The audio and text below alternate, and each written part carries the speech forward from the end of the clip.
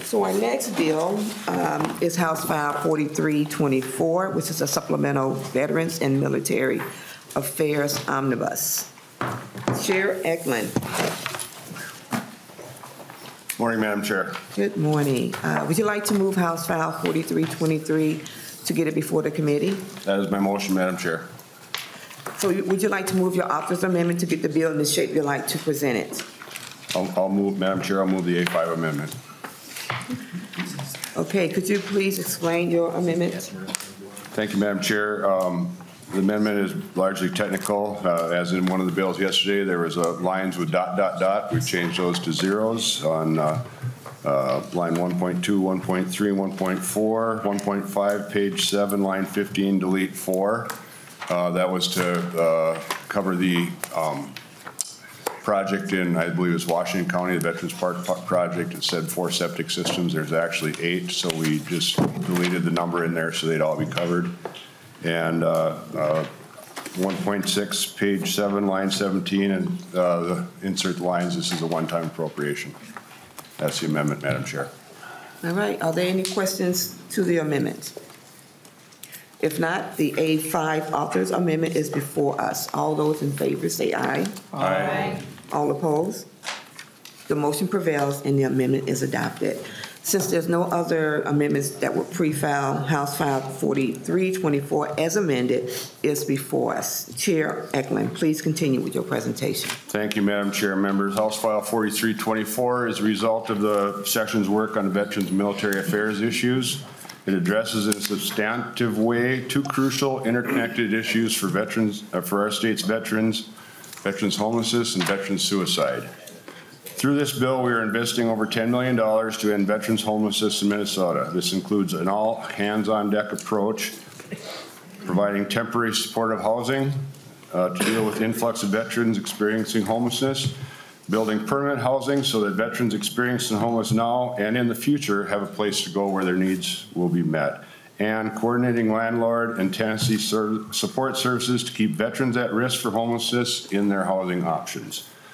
This measure will bring us closer to 0 veterans experiencing homelessness in the state and provide model measures to make us a leader in the nation. Furthermore, Madam Chair, this bill invests heavily in supportive resolutions to bring us closer to ending veteran suicide. Through early interventions in education, the Minnesota Department of Veterans Affairs will work with stakeholders across the state to reduce this number and scale up their existing efforts. Other provisions in the bill: bonus pay for post 9/11 veterans, approximately $25 million for bonus pays for veterans of the Iraq and Afghanistan wars and the Gold Star families.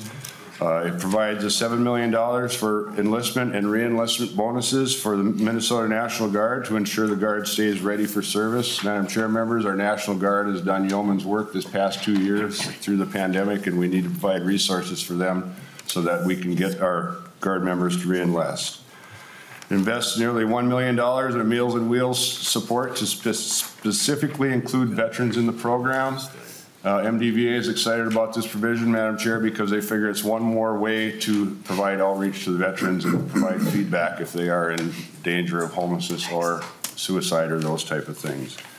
It increases county veteran services officer grants and increasing grants to veteran service organizations to support the activities of these services for veterans. That is collectively $1.8 million. Provides operating expenses for the new Redwood Falls State Veterans Cemetery. Provides funding to build a Fisher House near Fargo VA Medical Center. It serves Minnesota veterans and their families as they receive care. There's a grant to the Minnesota Navy League for activities around the commissioning of the USS Minneapolis-St. Paul. And it finally, Madam Chair, members, it provides for an implementation of holistic health and fitness program for the Minnesota National Guard to align best practices with the federal armed forces and increase readiness for our National Guard members. Madam Chair, there are members or individuals from the Guard and from MDVA, and I believe Ms. Roberts is also in line if there's any questions on the spreadsheet. That is great. Are there any questions for the author? Representative Garofalo. Thank you, Madam Chair. Representative Eklund, thanks for putting together a good bill. One question for you on line 18 of the spreadsheet. We see the service bonus to Minnesota post 9/11 veterans. Governor recommended 40 million, yet your bill is at 24.8 million, about a 15% reduction to that. Can you just talk to us about why you did that? Chair Eklund. Thank you, Madam Chair. Representative Garofalo. When we looked at doing that, we compared it to past bonus programs, and the most recent one was the Persian Gulf bonus program. And approximately 60% of the people that had the bonuses coming applied.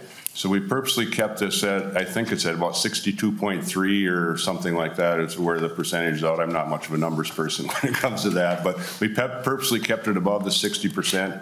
So we would just try to encompass what happened in past bonus programs. So, Madam Chair. Representative Garofalo. Representative Eklund, structurally, what is the differences between the House program and the governor's program? Chair Eklund. Representative Garofalo, I didn't catch that. I'm sorry. Madam Chair, Representative Eklund, so the governor's proposal was for 40 million, and ours, and the House, the House proposal is at 24.8 million. So there's that's a reduction there. Why is it smaller? Why is if the program's the same, why is the dollar amount less?